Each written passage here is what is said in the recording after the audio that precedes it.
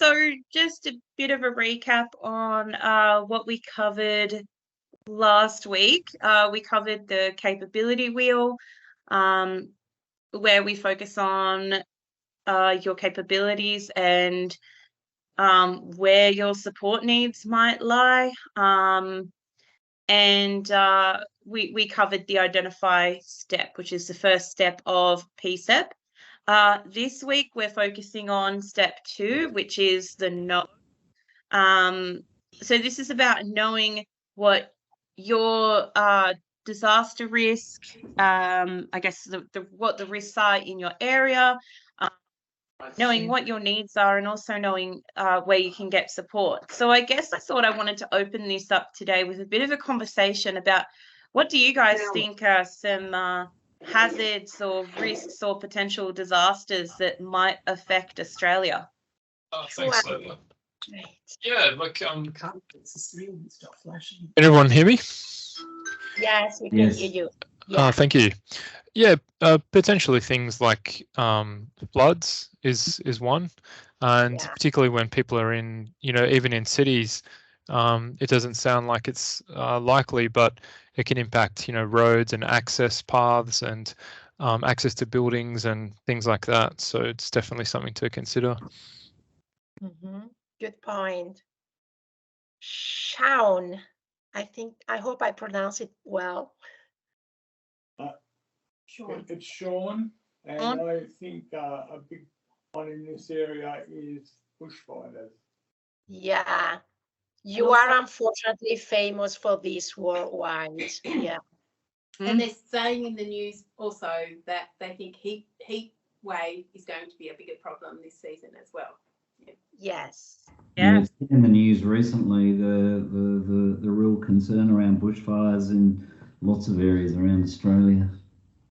Unfortunately. Yeah, I think I literally logged off this meeting last week and saw the news that the Bureau of Meteorology had actually announced that it is an El Nino year, meaning that it's going to be a very dry, hot summer. So yeah, it's not going to be a pleasant one for anyone anywhere in this country. Right.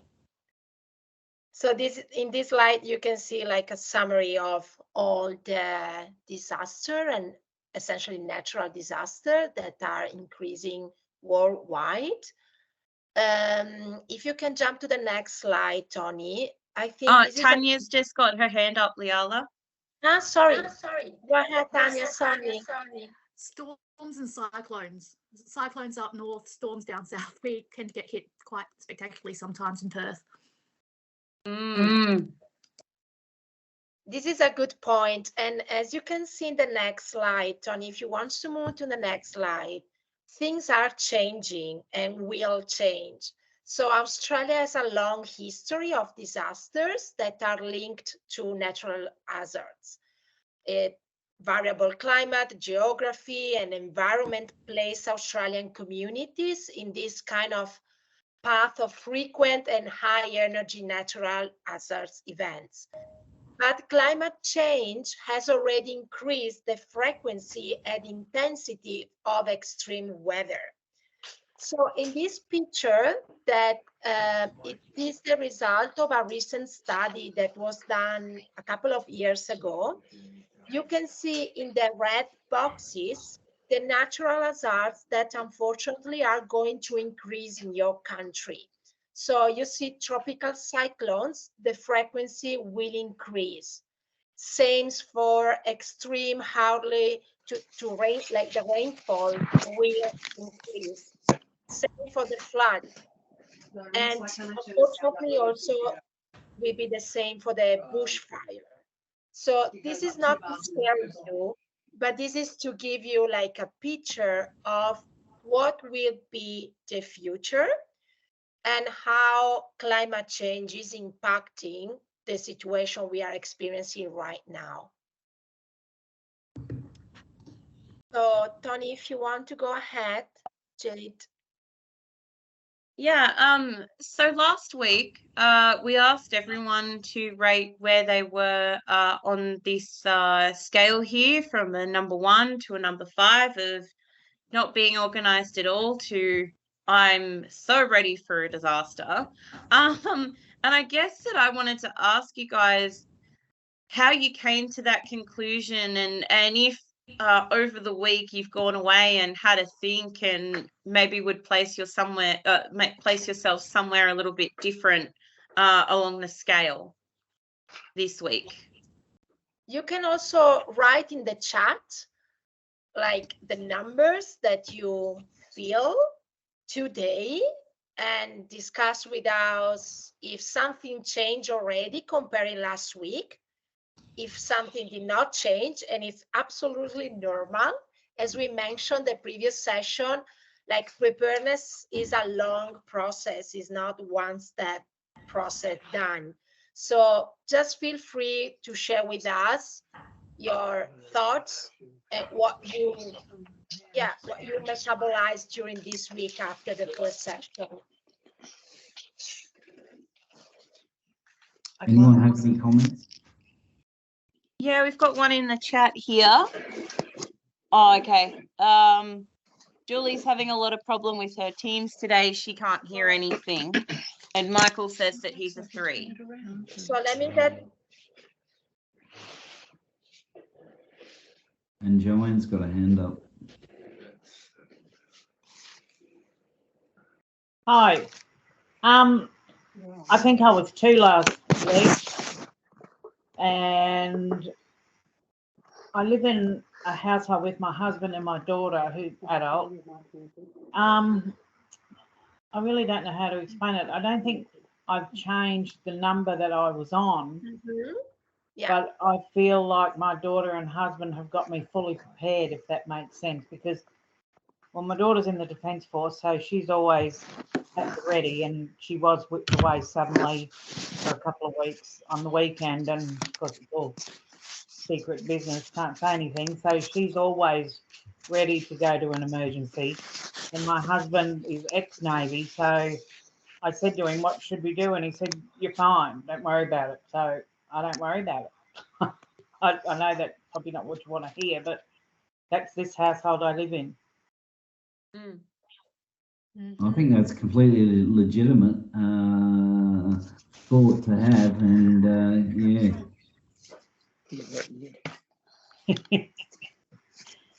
So, I mean, you can't force people to pack a bag, and I said to my daughter, okay, you're different, you're going to do whatever you're going to do, but I said, what about all the medication? I'm on, like, my medication's about 40 tablets a day, so a week's worth is, I mean, a day's worth is a big bag full, so a month's worth, I hate to think, I mean, they're all in the bedroom, but to take that much with you, if it's, because I live in Cairns, so the only thing I could see happening up here, maybe a cyclone, which hasn't happened for years. They keep saying they're going to happen, but they don't.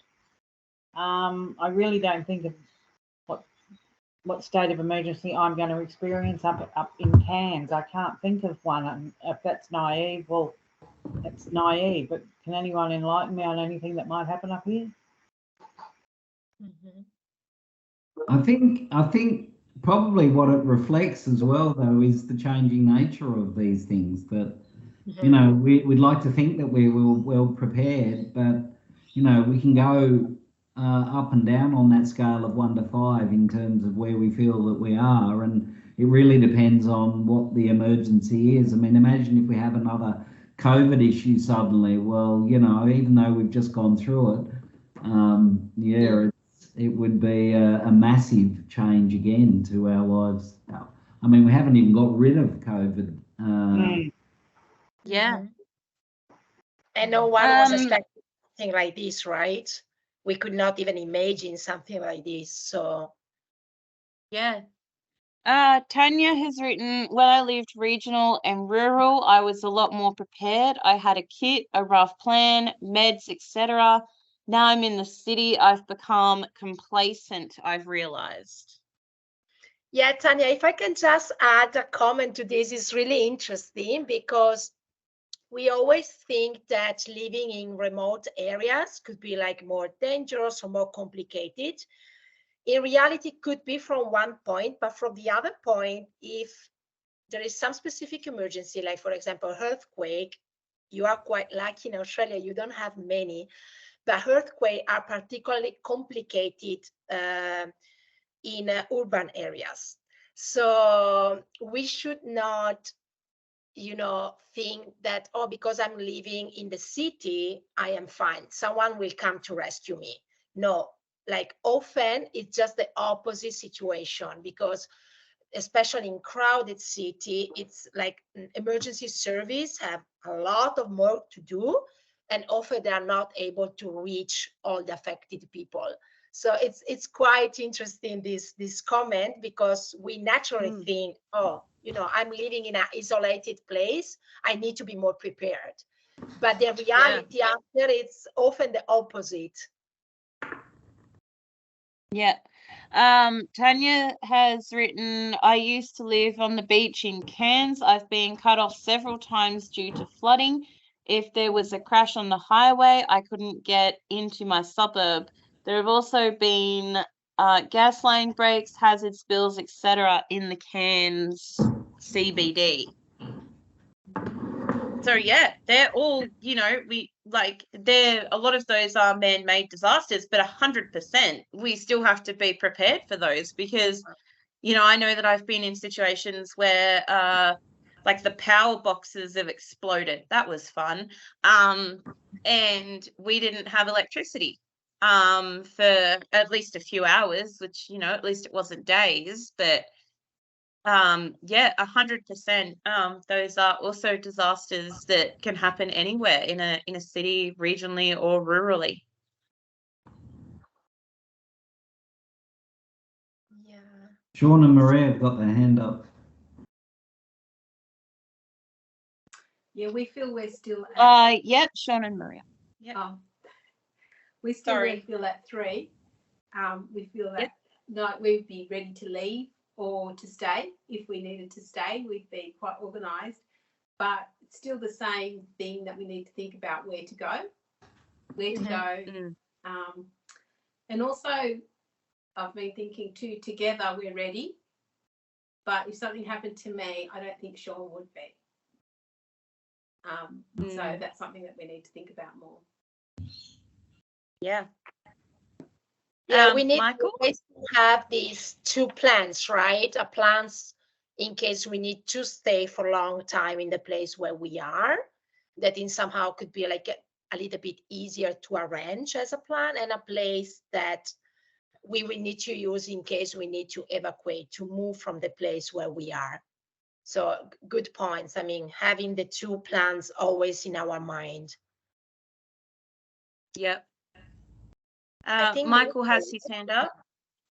Oh, sorry. Yeah, can you hear me? Yeah. Yep. Yeah. So last week I didn't really have much of a plan coming in sort of into the beginning of the meetings, but after last week's discussion, I'd put together kind of a little bit of a list. I started making a list of stuff that I have to sort of take with me, essential stuff, like stuff that's going to keep me alive. Yeah, I'm kind of fortunate that I don't need a lot of stuff, but there's still stuff I have to take. So I'm at that stage. I was at a 2, now I'm at a 3. Yeah, hopefully by next week I'll be starting to prepare the bag. I'll have a bag ready to sort of go, and it doesn't have to be a massive bag. I guess it just enough to get you by. So that's where I'm at. Yeah, great. That's awesome. This is this is why we run these workshops. Yeah.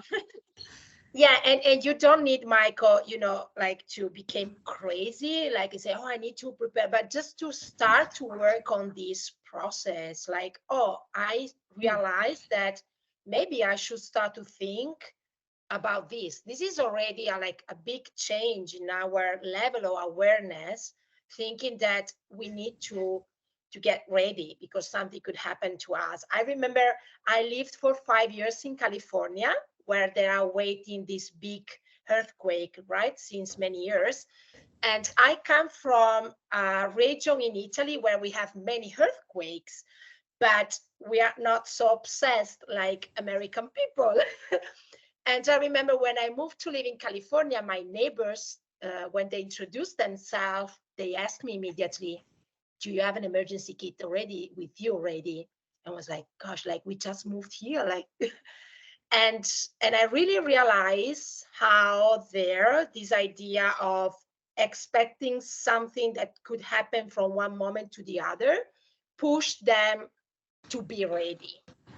So for me, it was something completely weird, but living there, I start to think about, oh, maybe I need really to have a kit, an emergency kit ready in case something will happen. So like, thank you, Michael, for sharing this thought. Like, it's already a big goal for us, giving you these tips, and you start to think about it.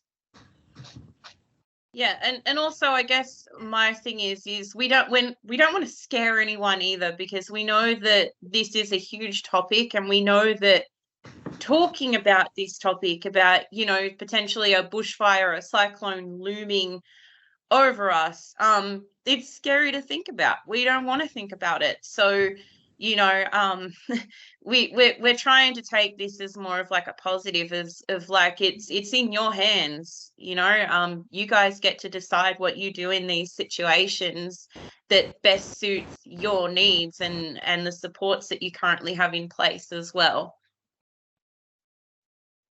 Julie, yeah, I think Julie has her hands, right? Yep.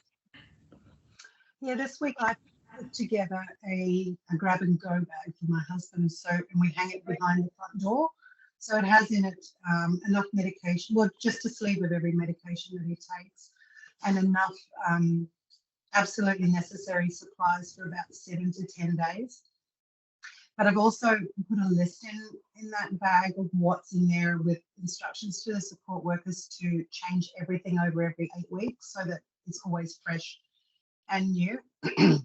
But I've also done the second list of the second lot of equipment that I think is absolutely necessary only if there is time to grab that equipment, and also for the support workers to check that stuff is always in an easy, as much as can be in an easy grab position, so not at the top of cupboards and things like that. But I have found a lot of frustration trying to work with the local community to let them know that we are here. That has been my biggest frustration this week. Yeah, Julie, today essentially the main topic of this session will be the role of the government and the local council in these emergency phases. And I totally agree with you. I mean, there were big steps, big improvement in this topic, but I believe we still need to be really active as individuals to call them and to communicate them our needs, because there is still this gap that needs to be filled by us if we want to receive their support. So yeah, but that's what I've tried to do this week. I've tried to get in contact with our local rural fire brigade and the state emergency services. I'm not just going around in circles. It's just an unanswered phone number. It's just been frustrating. Yeah, so I'd hate to see what would happen in an emergency if I can't get hold of them outside of one. Yeah. Don't give up with that though, Julie, because I think you're making, at least reaching out is at least the start of this process. Well, I met somebody the other day who's a volunteer with our local fire service. So I've given them my phone number and said, hey, listen, I need this guy to call me. Excellent. So if I can get hold of him, maybe he'll get hold of me. But I'm not going to let it go, because we're in a very small community and a very high fire danger. So I'm not going to let it go. And that's being proactive. Yeah, love it. Yeah. So Andrew has just said that he can't locate the document. So Andrew, this was actually just a poll that we did in the last session. But it's great that you have an emergency plan already. You've got the P-CEP book. So that poll, that this line, that's on your screen now, that's actually in the book. and you can access that through there. It was more just a conversation that we had last week about emergency preparedness. Do you have anything that you'd like to add to it, Andrew? Okay, great. So in case, Andrew, you in the first email with the invitation, with the link invitation of the first session, you should have received more than like the P-CEP workbook. You should have the checklist, but I can forward you everything at the end of this meeting if you did not receive it. Great. So I think, great. I think we can go ahead. So anyway, we are really glad that you started to use this tool that, as we already say, is not like one shot, is not one step, is a process. So yeah, we are really glad about it, honestly. Yeah, definitely. So this is a diagram that can be found in the P-CEP workbook that we've emailed everybody, and hopefully some of you have received your copies in your hard copies in the mail if you've asked for them. So emergency preparedness can be strengthened when you understand what some of the potential risks or hazards are in your local area, where you can get your emergency information in the area, which is what we'll be focusing on today as well. What each emergency service provider does, so whether that's ambulance, fire, SES, what is the role of the government, and what are your responsibilities before, during, and during the recovery process of those disasters. So if we move along,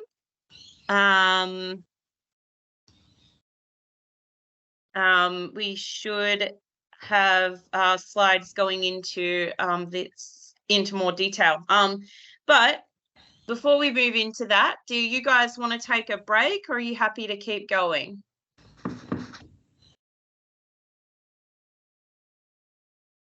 We consider to do a break, but we want to hear your opinion. If you want to go ahead. I'm happy to keep going. Great. Perfect. Yep. Great. Cool. Yeah, keep going. Perfect. So we have a video here from the Collaborate for Inclusion website. And this is a gentleman who has experienced natural disasters, and he's actually gone through the P-CEP process.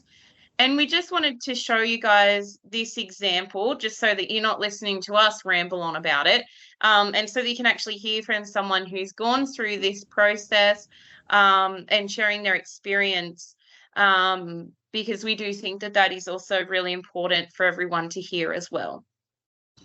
So just bear with me, everyone, whilst I swap to the video. Bear with me. It's a process. In this video, a client demonstrates person-centered emergency preparedness as a planning process. I gather everyone can see John that. shares specific work he has in 3 functional areas. He shares the preparedness actions he has taken and his current stage of self-advocacy as he furthers his preparedness plans in collaboration with his disability support provider.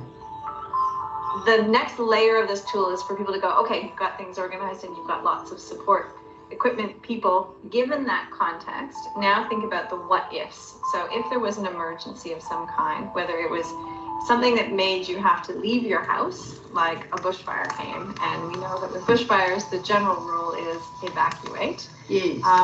We have to begin to think about, okay, where would we go? What would we need to take? Given that you have a great setup here, what's the thinking you need to do for where you might have to land if you had to evacuate? And then the other side, flip side of that scenario is, What if you were stuck at home because there was some storm and the power was out? Do you have the resources and the supplies if you had to hunker down at home for 3 days to a week amount of time and sustain yourself here at home? So those are the kind of two scenarios we're asking people to think about when they think again around that circle of their capabilities. I'm John Green. I grew up in this area. Electricity is very important to my situation because virtually everything runs off electricity. My bed, every bit of equipment runs off electricity. It's got to be able to get recharged to work. Your bed goes flat after 12 hours or whatever, so you're not able to sleep or anything. Because we have special mattresses and special equipment. And that's the biggest, scariest thing. I am taking steps to ratify that in my own house, to have a generator so I can run my whole room wide, just a generator and just get fuel, like. And then if there's a natural disaster happens around the area, then I can go to bed or whatever. I'll sit up in a chair all night. But I just need to get it all rewired, all my room rewired and everything. And that is a pretty big job and pretty expensive. I included that in my plan to make my room self-sufficient with electricity. You hear about floods where the lines washed out for a week. It might be here in Taree, it could be infrastructure in Newcastle or the infrastructure up Armidale or somewhere like that supplies power to us. So I have taken steps in some ways. I'd like to be a lot more prepared, especially blackouts happen all the time. Floods are very devastating in their own way. We have major floods here. My name is Steve Lawrence. I'm the Community Engagement Coordinator for New South Wales SES Mid-North Coast region. People need to prepare because all of the research indicates that if communities can develop their own preparedness strategies that are owned and developed by communities, then we're going to get a far better result in terms of how we deal with the increase in extent and the intensity of natural disasters. It is important to know the emergency numbers and to have that as a backup. If we go a little deeper into the next scenario, it gets a little bit scarier because it's possible that SES or police or ambulance are busy with other emergencies. Yes. With this kind of tool, this is the start of a conversation. The idea is to get you thinking about it and have you thinking about it a few days from now, and when you see your daughter or your son next, have a conversation with them about it too. Just so that it sustains the kind of thinking that, what would we do collectively if something were to happen and I couldn't just dial 000 or I couldn't rely on a health service to come and save me because maybe they're stuck behind a flood line or maybe they're home supporting their families or something else has happened in their life or situation. Emergency services simply do not have the resources to be all things to all people and to have an SES boat or a fire truck at every street corner to help people. So we're really trying to move that state of shared responsibility between emergency services and the community to deal with these natural disasters and severe weather events as they come along. So people can prepare by following a couple of steps, and the first one of those is for people to know their risk. If you live near a river or creek, or indeed in a heavily wooded area, you need to talk to your local council or your emergency services about what your risk is. The second thing that people can do is to make a plan what they will do in the event of a natural disaster, be it flood, fire, storm or tsunami.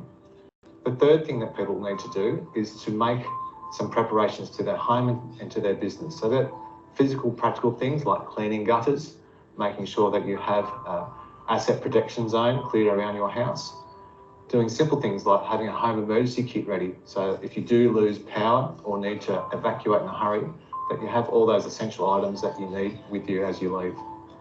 The fourth thing that people need to do is to be aware. Information is king in terms of natural disasters, and we need people to firstly know where to find that information, be it on the internet, be it the Bureau's website, be it emergency services websites, local ABC radio. And so to be able to access that information and to know how to use that information and to heed warnings when they're issued by emergency services. And the last thing that people need to do is to look out for each other, to be aware about checking on your neighbours, your families and friends, to make sure that they've heard the information that you've heard around the developing situation and that they are taking the appropriate steps to make sure that they're safe. After the very first disaster planning I went to, we all talked about how we could get prescription or get drugs that you need.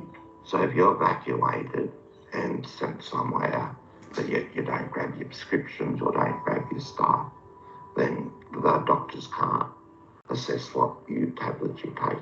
Now on the Nice World Wide Web, they have a place where the doctors can upload all your medical history, My Health Record. My Health Record website, myhealthrecord.gov.au.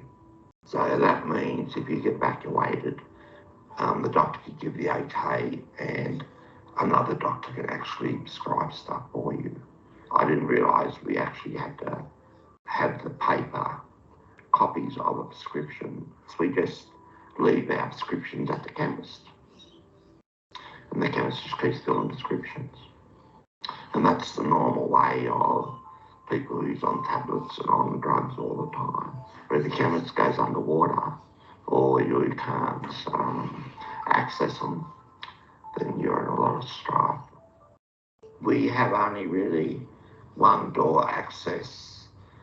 Both doors go past the kitchen and if a fire breaks out, it's either usually around the kitchen or where there's all electrical equipment. Me and my case manager has been talking about an access door out of my bedroom to get me out after the problem if fire starts in the house. I'm afraid I haven't got a plan, and sometimes I've wondered myself, if it was a bushfire, who should I ring?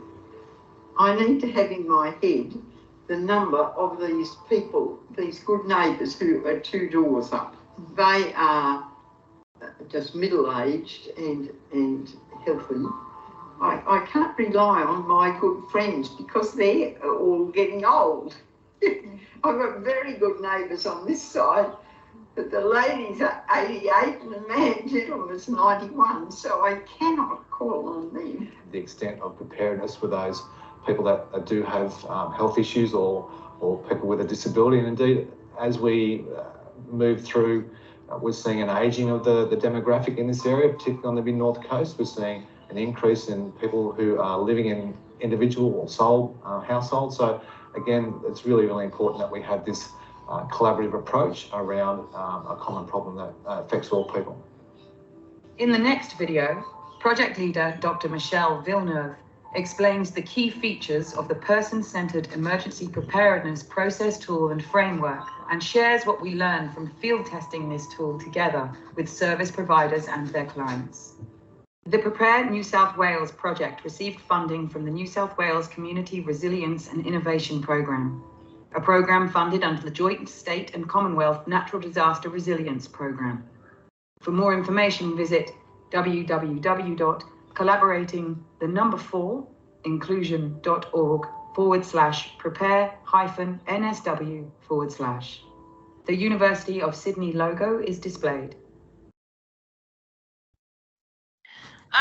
So I guess from that video, I guess, what are your thoughts, guys, when you see that video? I think it's important to have some redundancy or backup plans, simply because, to the point that the team mentioned before, right? If the SES are busy with other things, you know, that it's good if you've got a plan in place.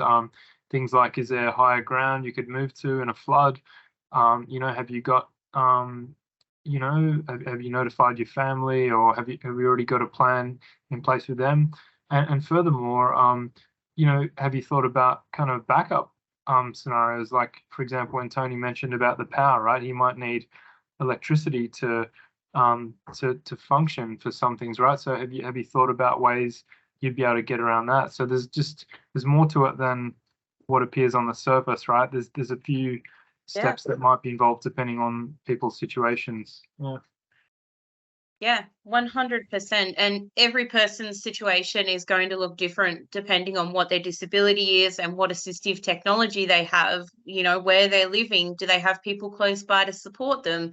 And so this is why it's, you know, important that we take all of this into consideration, because I know that prior to being stuck in bushfires a few years ago, I thought, oh, it'll be okay. The fireys will get me and my guide dog out.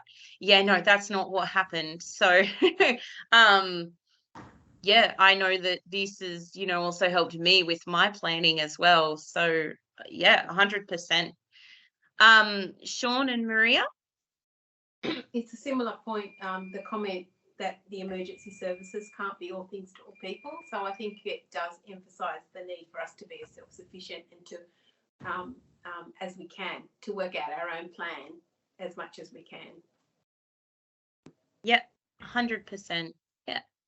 And, you know, as Michelle said in the video, it is a scary thing to think about when you think, oh my gosh, is emergency services even going to be able to assist us in this situation? It's a scary thing to think about, but I think it's also important, especially if, for instance, you're living out bush or you live, you know, near a dam or on a river that often floods. You know, I see all this stuff on the news and I think the SES is probably absolutely swamped when they're doing these door knocks and maybe don't have the ability to help people get out. They just only have time to tell you to leave. So, yeah, it is a very scary, daunting thing to think about.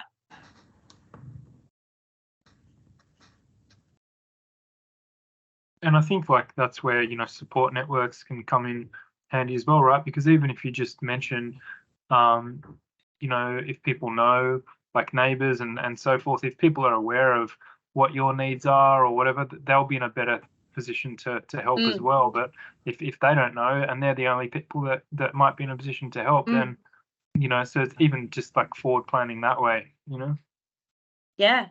Even I think that even service providers can have a role, because I mean, if you've got a key support worker, I think it's important that the support worker's even in the know on the plan, so that if the support worker's in any kind of trouble, they're not feeling stressed about their client, like their participant being in that same kind of trouble. They know that there's a plan implemented, and if they're part of that plan or anything else like that as well. So I think, you know, we use all the resources around us, all of those informal and formal networks. If I could just add a short comment regarding this, I was quite surprised during my last mission in Ukraine during the war. I was involved in this program of evacuation of people with disabilities from areas under active and intense attacks and shellings. And often we were able to identify where people with disabilities were through the neighbors, through the community, because in such complex context, it's difficult to rely on official service providers networks. So we realized how was important that the community was aware of the fact that this person was living there, this person was alone, the other person was just living maybe with a daughter that has also disabilities. So I think it's really important to try to keep this connection with our neighbors, with the community where we are really strong, because could be really fundamental in, yes, for sure, Ukraine is a crazy, hectic context, but every emergency can be at the end of the day. So I would like really to underline this importance of the connection with our neighbors and with someone that can support us.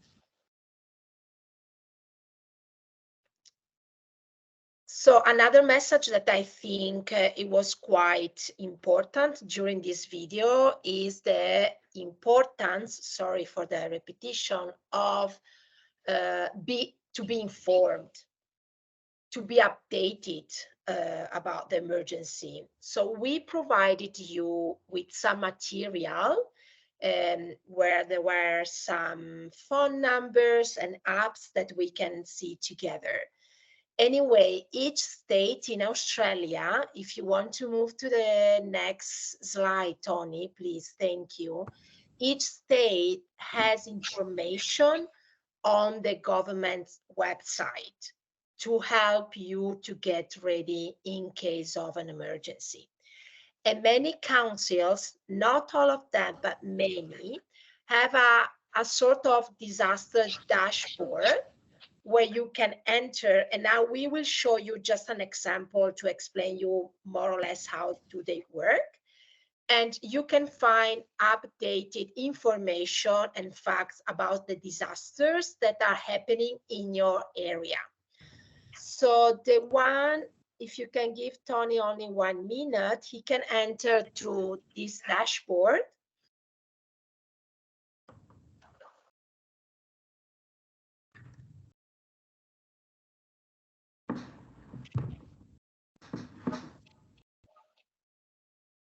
I just put it in the chat. You can log in this dashboard and you can see what is happening right now in Newcastle area. Yeah, you need to click on the link in chat and you need to access to the link that Tony just posted on the chat. And this is like real time. This is what is happening right now in the last 28 days. So you have also a kind of like a history of what's going on in that geographical area. So I double check, many councils have this one in Australia. So you are really lucky. And I suggest you to double check if the councils where you are living has this one. Another interesting tool that you can see in the next slide, and you have this slide printed in the material that we sent you with the first email. There are some apps that you can download in your phone. Personally, I downloaded the first one, the Hazards Near Me New South Wales app.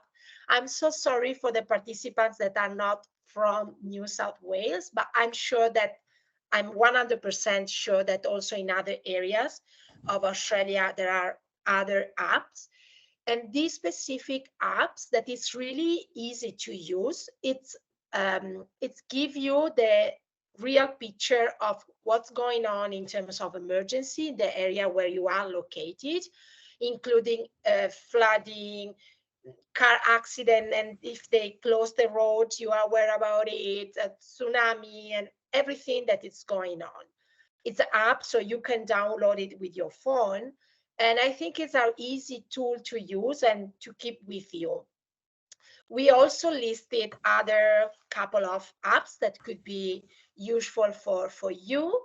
Red Cross, the Australian Red Cross, I'm part of the International Red Cross, but I can confirm you that Australian Red Cross is one of the leaders worldwide in terms of programs on preparedness in emergency. They have a really nice app that give you some tips of what to do in case of an emergency. They have also a sort of a list of main items you'll need to pack and to have in your emergency kit.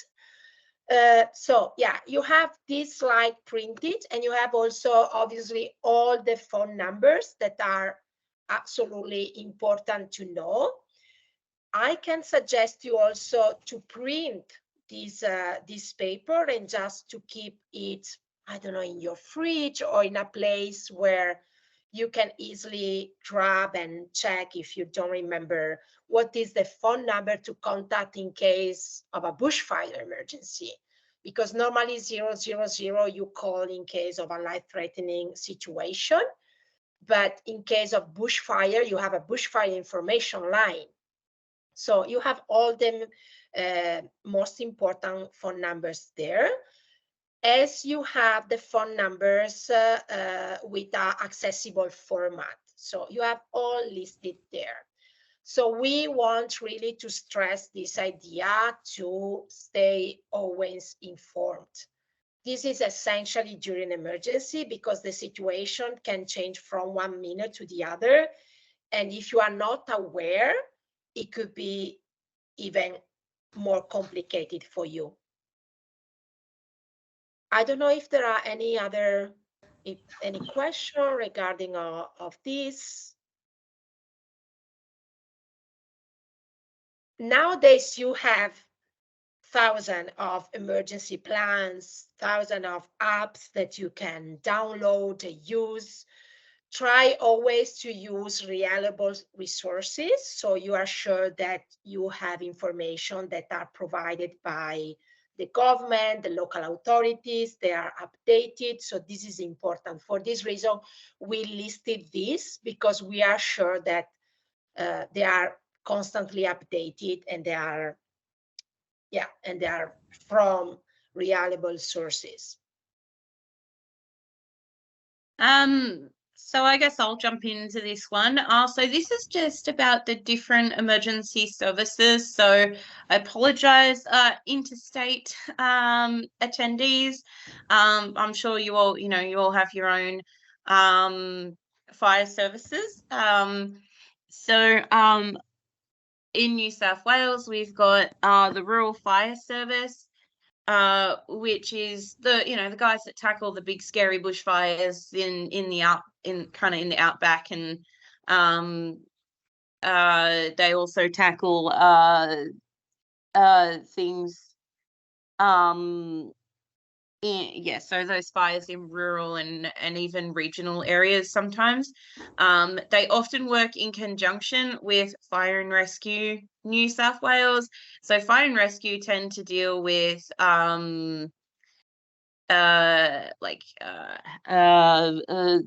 like house fires, industrial fires, and also hazardous materials and rescues. Often you will see both the fire services working together if a fire is encroaching on homes or built up areas. We've also got the SES, and they tend to work on storms, floods, tsunami. And we've also got the police, who obviously we mostly associate with, keeping crime low, kind of catching the bad guys. But they also do things like search and rescue on land and water. And they even, they've got helicopters and stuff that they use for those search and rescues. And often you'll see police doing those search and rescues after disasters as well, if people are missing. And you'll also see them doing things like road blockades and diverting traffic, especially if there are floods or bushfires. And finally, the ambulance services, they do primarily focus on medical concerns of people, but they are often present at disasters in case of injury. So these services do tend to work in conjunction with each other, depending on the emergency that's happening at the time. So as I mentioned you earlier, one of the main topic of this session is a heavy topic, because it's the role of the government in case of emergency. So as I mentioned you before, now we are going a little bit deeper in this topic of what is the role of the government, from the central government to the local authorities. So government facilitates emergency management planning, coordinates relief and recovery support for people that are affected by disaster. The state has the primary responsibility for protecting the life, the property, and also the environment. Just to add a comment, you always hear me talking about, and Jay talking about, natural disasters, but an emergency can be also considered a human-made disaster. So state has always the primary responsibility. The state has also established some plans to prepare in case of emergency, to respond and to recovery from natural and human-caused disasters. One important role that the state has is to ensure, and we are still working on it, to be honest, that people can access to multiple formats of information. So information needs to be accessible. And this information is about local hazard risk, things that citizens can do to protect themselves before an emergency and during an emergency, steps that they can take to get ready for emergency. In terms of accessible information, I can confirm you that unfortunately nowadays we still have many countries that don't have an accessible information. So what is happening that often people with disability are left behind because they are not informed, because they cannot access to information. This is the main point. So what is the role of the local government? Tony, if you can, great, thank you.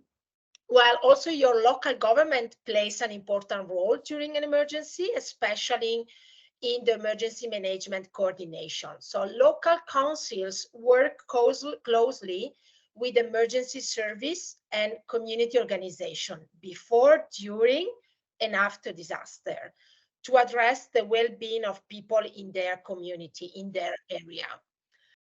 Local governments establish local emergency, or they are called also disaster management groups.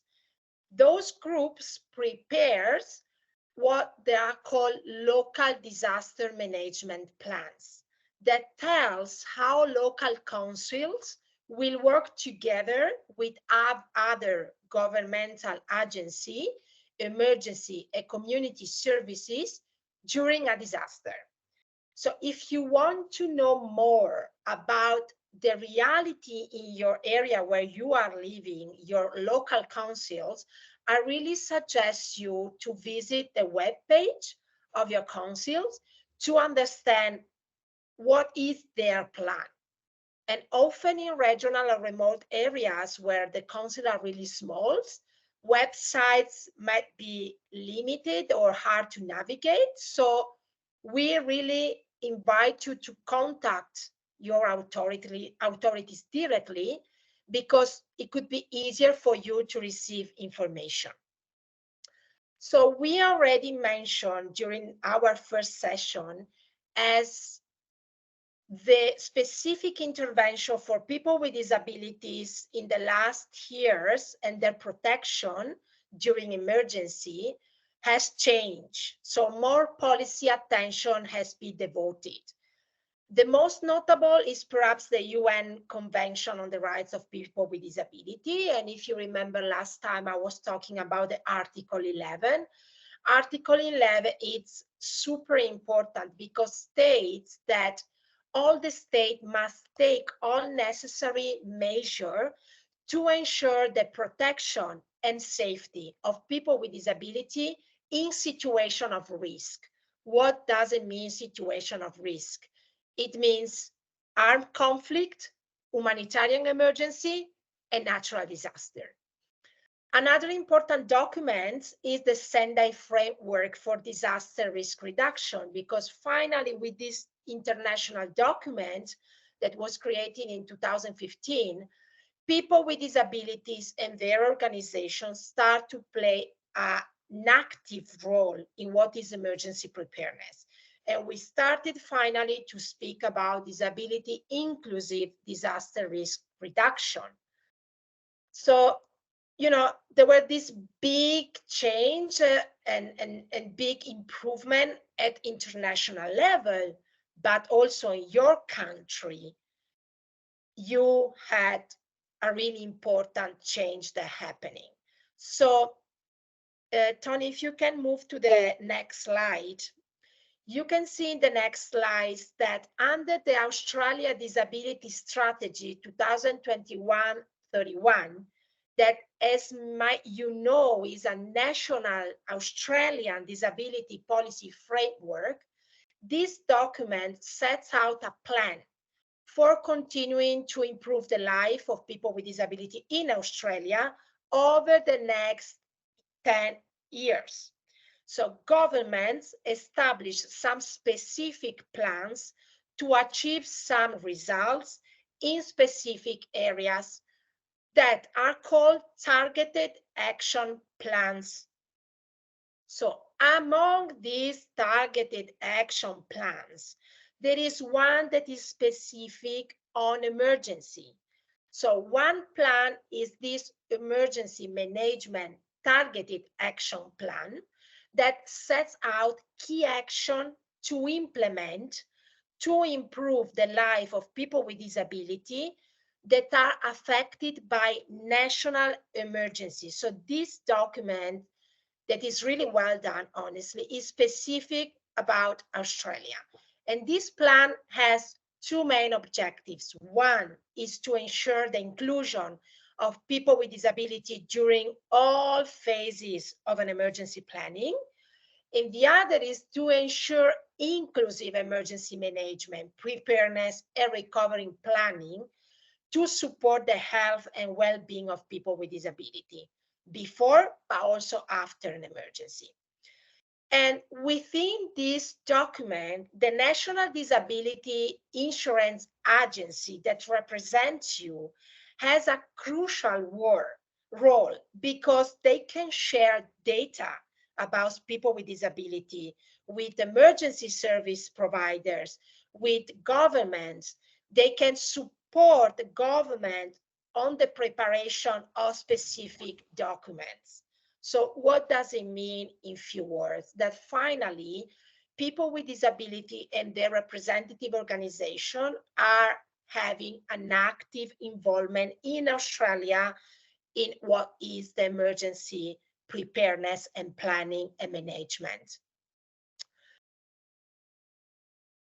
So what is happening specifically here in New South Wales? And again, I'm sorry for the participants that are not from this geographical area, but I think it was important for you to understand what is going on if an emergency is happening here. So if you can move to the next slide, Tony, you will see that New South Wales has 11 emergency management regions. So your government divided New South Wales in 11 geographical regions. Each region has a specific emergency management plan. So in this slide, you have a list of all the 11 areas, all the 11 regions. So you can take a look of them and you can check if you are living in one of these areas. And if you are living in one of the areas and you click in the link, you are able to enter in that specific emergency plan of that area. Each region has a regional management emergency plan that implies that some region can act in different way than other regions during emergency. So even if you are in the same, in New South Wales, each region, each of these 11 regions has their own emergency plan. So for this region, for this reason, sorry, I suggest you to double check where you are located and which is the specific emergency plan of the region where you are living. Each region has two main actors. One is what is called the local emergency management committee that prepare the plans for prevention, response, and recovery from emergency at local level. And within this committee, your region has a LEMO, a local emergency management officer. This LEMO is normally a senior executive within the operation and has this important role of coordinating all the resources of the council during an emergency event.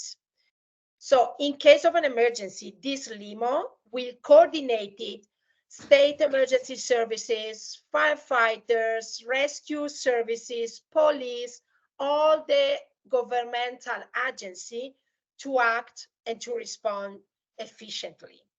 So as Julie was mentioning before, sometimes it could be a little bit frustrating to relate with these authorities, but I still believe it's really important that if you are not able to find information regarding your area, you just contact this LEMO, and this LEMO should provide you with the correct information regarding your specific area.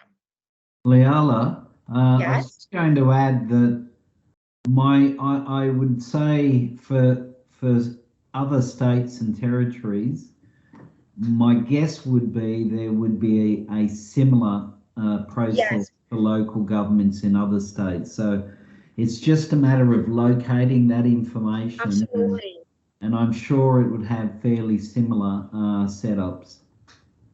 Yeah, and I also to add again and say again that I'm not originally from Australia, so I'm quite impressed to see how your government is taking good steps on the inclusion of people with disability in the emergency plan and preparedness. We should learn from Europe, from you.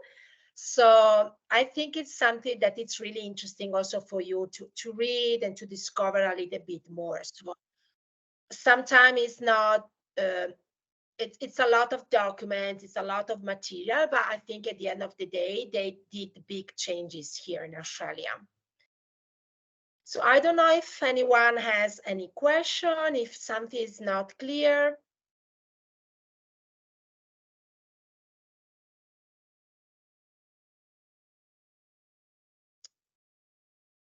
Okay, so Jade, I think we can skip the break because we anticipated it. And we can move to what you can do, right, Jade? Yep. What we can do, so yeah, what can you do in, I guess, in the, I guess, before, during, and after an emergency? So you can actually help your local government, basically gather information and make information more accessible to the wider community. So, you know, you can talk to them about emergency information that you guys might have picked up here, or maybe you've gone and done a bit of research and found some really useful stuff that might be helpful for your local council. You can 100% share that information with them and talk to them about it, because, you know, the government is here to serve the community and represent everybody's interests. And you can also tell them what information you need and how they can make it more accessible for you. So just an example for me, being legally blind, I need my information provided to me in a Word document or in a document that is accessible via a screen reader. I can't read print materials, or it just needs to be accessible by assistive technology in general. So this again plays into the person with a disability family and supports and those first responders and council all working together for the disability disaster. Disability goodness. inclusive disaster risk. Thank you. There we go. I missed the I. Sorry, disability inclusive disaster reduction framework. So everybody has their little part to play, and sometimes, you know, I want to say that sometimes you actually have to be the squeaky wheel to maybe get those government organizations and first responders listening. And sometimes I know that can be exhausting. I noticed, Jade, I was just going to say, I noticed Tanya put a comment in. Yep. Just been looking up my local council, and what the equivalent is in WA. Oh dear, we are nothing like New South Wales, nor do we have anything even as remotely as coordinated and clearly set out. Look, it might be worth it. There may be more information. It may just be a matter of trying to locate it. I mean, I would like to hope that isn't the case in WA, but yeah, I guess that's possible. Yeah, well, Liala's just responded saying that WA is starting to take that P-CEP approach and initiative. And I do know that Michelle Villeneuve, who has basically put this framework together here in Australia, actually ran workshops with emergency services over in Western Australia. So they are starting to get onto it. Let's just hope that that happens sooner rather than later. And Andrew, thank you for sharing this page. I know this page, and as I was telling you, and thank you for sharing with the other participants. I think it could be really interesting for them. But I still believe that your country is really advanced in this, believe me, because in other countries around the world it's not like this. And sometimes it's just like you don't know where to find information. So now that you are aware that many councils have a web page, so just try to browse a little bit and find. And if you don't find, contact directly the local authorities. They need to give you some answer. But thank you. That web page it's really useful. So I guess, what are your responsibilities leading up to a disaster, or during a disaster, or even during that recovery period of a disaster? So before, during, and after a disaster, you should be aware about your local hazard risk and stay alert for any hazards. So I'll just use my personal example of being in bushfires and always being aware, you know, using back then it was the Fires Near Me app to locate where the fire was at. You know, constantly checking the wind compared to hopefully where I thought the smoke was coming from. And also even trying to get out, you know, things like even like fallen trees, embers, all that kind of stuff. So being really aware of those hazards throughout the entire process. And that might be different for, say, a flood, or for a big storm, because I know with storms you've got downed power lines and things like that. So it is important, and they stress this to us every bushfire season, to have a bushfire emergency plan. For us, it's just a little bit more intense than that, because for people with disability, we have to take into account all of our assistive technology, not just our personal belongings, but our assistive technology. Do we have assistance animals? What does that assistance animal need? You know, what are the priorities and what aren't the priorities, and who is there to support me? Because, you know, for instance, I can't drive. So you know, is this going to be a stay in shelter situation, or is this going to be an evacuation situation? So really sitting down and trying to nut out that plan is important, and making people around you aware of that plan is also important. And also just check the warnings, you know. During summer, I have the Hazards Near Me app. I have the notifications turned on, and I've got my zones picked out. Anytime there's an incident in my zone, I get a notification saying, yeah, there's a fire or a car accident or something like that has occurred in this zone, and it'll show me if it's like an advice or like a, you know, evacuate type situation. You can also listen to, you know, the ABC radio or have the news on. That's generally pretty informative. And also keep in contact with your community. If you've got a relationship with your neighbours, 100% keep in contact with them. When we were trapped in the bushfires, we made a deal with the person that lived across the road. All she wanted was a cup of tea, and our gas stove was still working when the power was out. So we would boil her water on the stove and give her food off the barbecue, and she would let us have hot showers at her place because she had solar. So it's even things like that, actually working with your community, just looking out for each other as well. Does anyone have anything to add to that?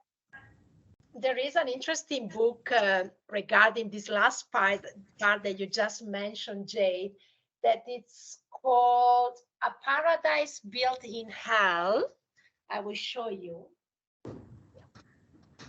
And I think it's really interesting because it's a story about the big bushfire that happened in California a couple of years ago, but goes also through other emergency that happen in the world. And what is interesting to read and to understand from this book is that emergency is always a negative topic, but what is positive is the resilience and the connection that the community is able to show. So, I mean, if you have some minutes available, it's a really nice book to read. And I think at the end of the day, it gives this positive message of how people help each other, how often neighbors didn't say, like, even say good morning, but during emergency, those dynamics at social levels change completely. So yeah, I will write in the chat the name if you want to read it. I think it's really interesting. Yeah. Is that an audiobook too, Liala? Sorry? Is that an audiobook as well? It is also an audiobook, yes. This is the physical copy. I have the audiobook, so you can buy the audiobook. Yes. Yep. Awesome. Thank you. Sorry, guys, that was just in my own interest. So look, today we've taken the second step, which is knowing your local risks and hazards and your abilities. So we've covered off the first two steps of P-CEP. And I guess, you know, I hope that this week everyone will go away and reflect on where maybe you guys are sitting and see how that goes for you guys.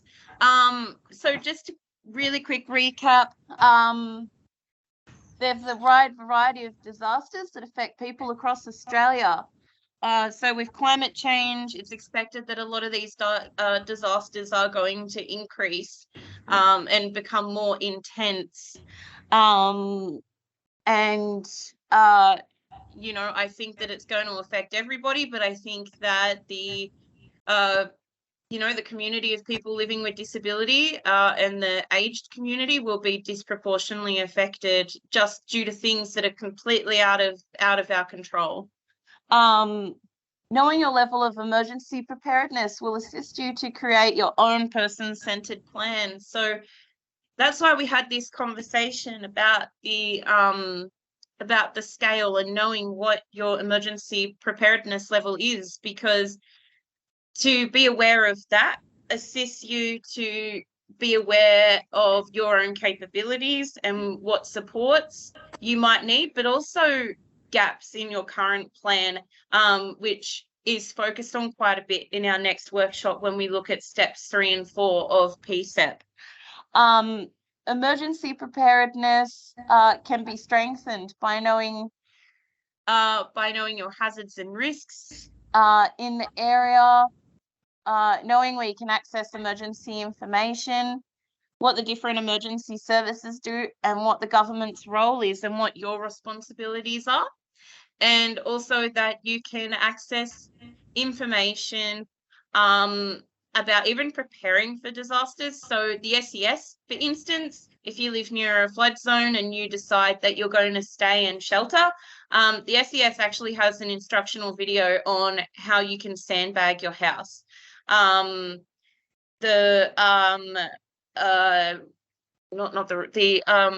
fire and rescue in New South Wales have a video on what you should and shouldn't do in a house fire situation. So there are plenty of resources, whether that's through your local council or through the emergency services. I'd be more than happy if anybody is interested in those videos from the SES and the fire and rescue. I'd be more than happy to email those links out to you guys, because I didn't even know how to sandbag before I watched it, and hopefully I never will need to. But yeah, it's just very, I think it's great that we do have these resources available to us.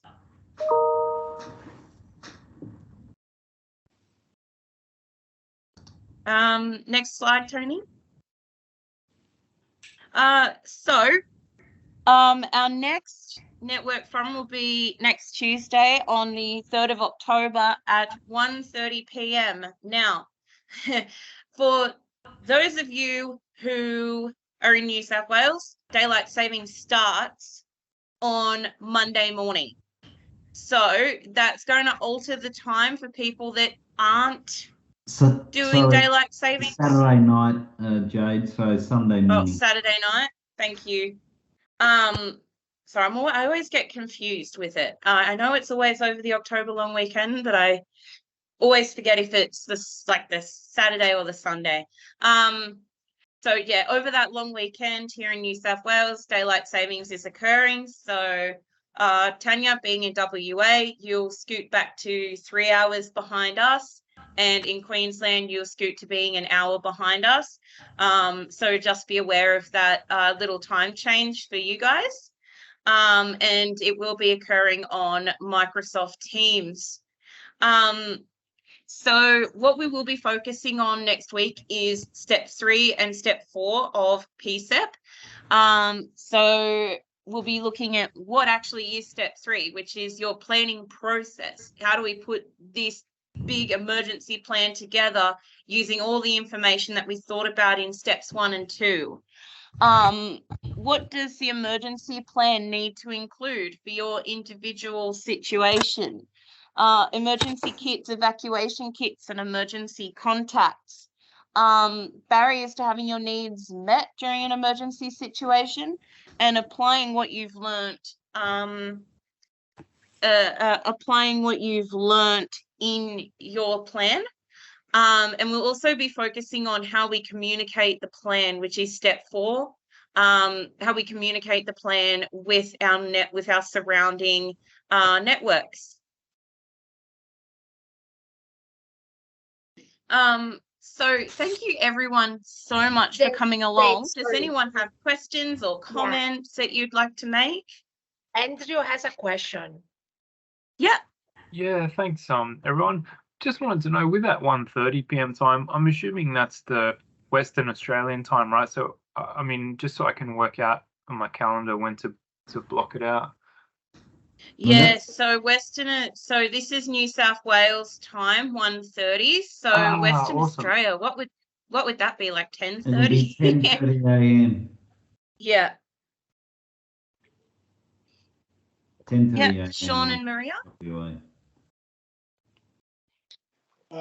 Remember, spring is forward 1 hour, fall is back. Yes. Yeah, That we're always moving confuses me. forward. I always get them mixed up. So if I can just add something, next session we will go through the step 4, so the last part of the workbook. But we thought also to offer to the ones that are interested in individual call that will happen after the end of this 3 session of workshop.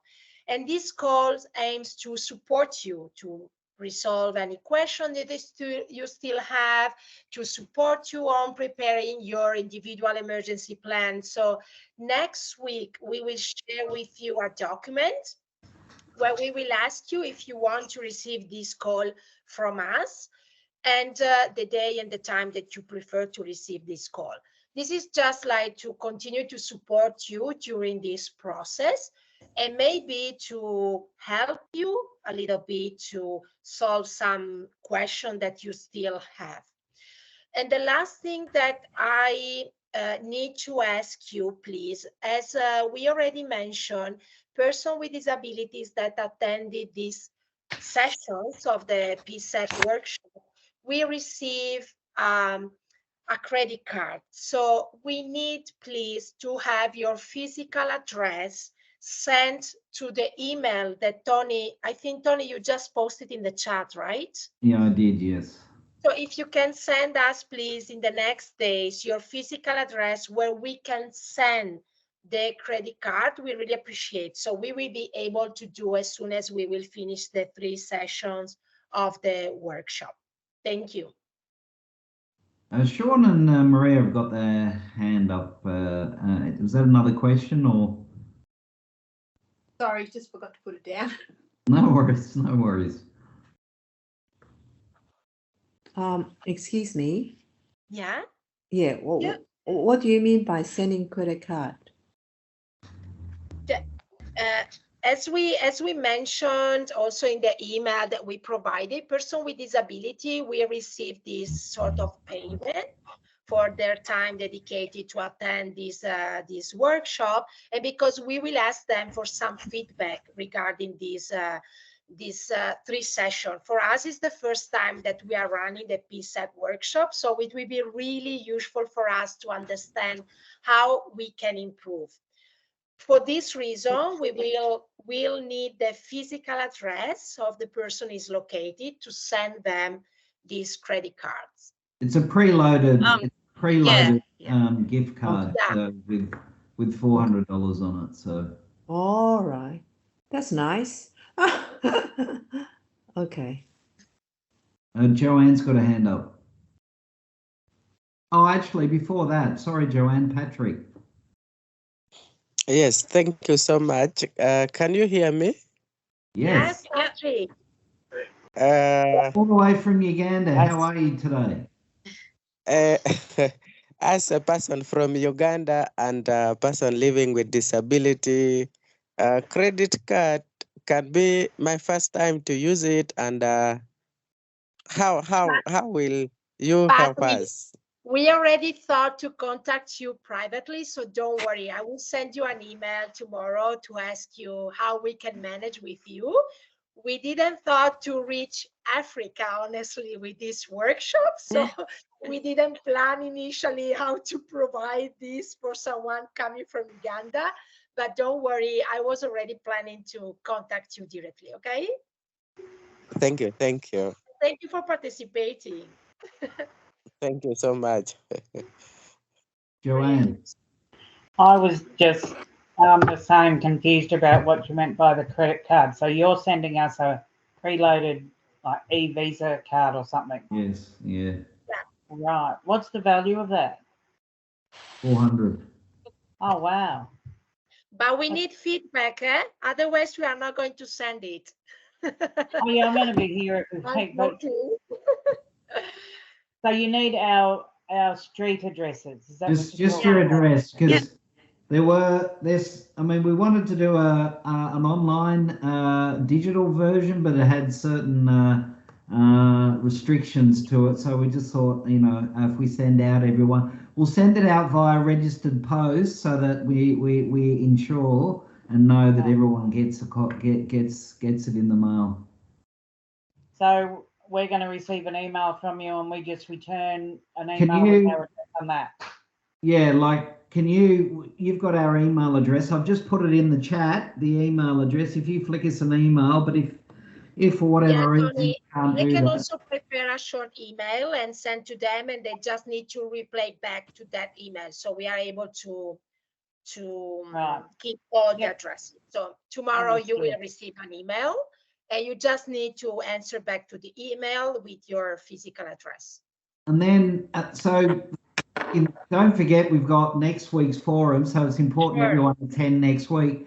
And then after that, we will be sending out just a brief survey, because we want feedback from everyone just to know what's working, what isn't working, and Leala's been preparing that survey. So, you know, if you could, when you receive that, if you could respond to that survey, that'd be really appreciated.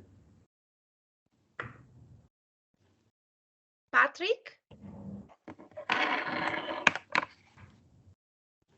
No. Is that your hand from before? I think it's, I don't know if there is any other question. Please feel free to ask whatever is the question regarding this session, the previous session. So we are building this path, and every week you have more thought to add and more tools to consider. So I think in this way you need to keep this P-CEP tool. It's not a ready-to-use emergency plan. It's a process that you need to build on your need and based on your capabilities. This is also really important to consider. So if there are no other questions or comments, we thank you again. I think we already communicate everything, right, Jedi and Tony? Yep. Yes. Yep. Thank you so much, everyone, for coming along. We love having you guys participate in these workshops. Yes, much appreciated. For you next time to finish the 2 steps. Obviously, if you go through the workbook that you receive, if you receive it on a hard copy or on the digital version, you can go through all this journey that we start together, and you can build your emergency plan. There are some tables that you can also use to guide yourself, so you find everything in the workbook. Perfect. Thank you so much again. See you all next week. Thank you, everyone. Bye. See you all next week. Thank you. Bye-bye. Thank you. Bye. Bye.